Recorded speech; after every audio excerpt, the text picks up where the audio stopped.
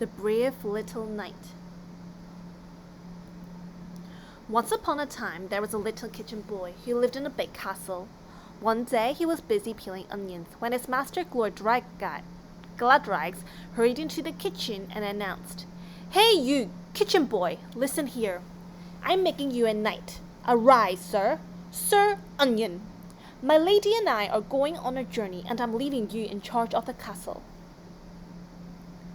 Lord Gladrags added, "Here, take this knight's outfit and sword. They were mine when I was a child." Then Lord Gladrags and his lady galloped away in a cloud of dust, as if an angry bull were chasing after them. The little kitchen boy, now Sir Onion, was strutting around his new outfit when he heard someone singing in one of the bedrooms. It was a little girl, admiring herself in the mirror. "Who are you?" he said in surprise. The girl said, I'm little Lady Gladrags." But Sir Onion recognized her. "Aren't you Cherry, the youngest servant girl? I've seen you bringing honey from the beehives to the kitchen." Cherry also recognized Sir Onion. "And aren't you the kitchen boy who washes dishes and peels onions?" Sir Onion said proudly, "I was. But Lord Gladrags made me a knight and left me in charge of his castle." Cherry replied, "Well, I'm in charge of Lady Gladrags' wardrobe."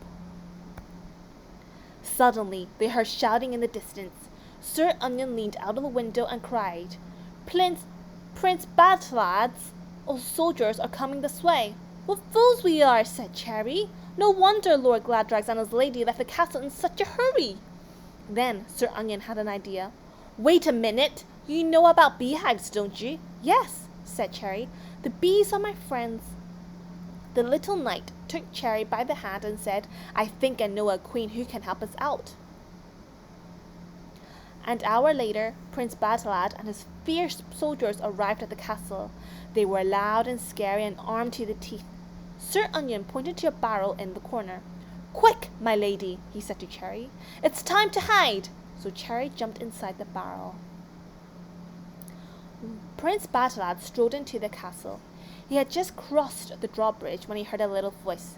"Be on your way, Prince Badlad. This castle is not for the taking." When Prince Badlad saw the tiny little knight, he burst out laughing. "So you're going to stop us, are you, you little ant?" Sir Onion shook his head. "Not just me. I have an awesome army, and you mess with us, you will regret it." Then Prince Badlad noticed a giant scarecrow in the corner. It was made of straw and some old wooden boxes. The prince growled, "Right, get out of my way." He grabbed Sir Onion. The little knight waved his sword in the air. "Careful, Prince Badlad," he said. "I forbid you to drop me in this barrel." But that's exactly what the prince did. The Prince Badlad raised his sword and rushed at the giant in the corner. "So this is your army?" he thundered. "Easy victory for me then." His sword came crashing down, tearing the coat and knocking over the boxes. But then Prince Badlad stopped in his tracks. A loud buzzing sound filled the room. The boxes the prince had knocked over were beehives, and out of the beehives swarmed thousands of angry bees. Prince Badlad and all his soldiers turned and ran. Cherry and Sir Onion climbed out of the barrel and watched them as they fled, followed by a cloud of buzzing bees. Soon a trumpet call announced the return of Lord Gladrags. He wanted to thank Sir Onion by making him captain-in-chief of the guards, but the little knight refused. "My lord, I'd rather have a roasting spit than a sword, and I'd like to have Cherry here to help me." Lord Gladrags agreed. In the years that followed, Cherry and Sir Onion became famous cooks. People came from far and wide to taste their special honey cakes. The end.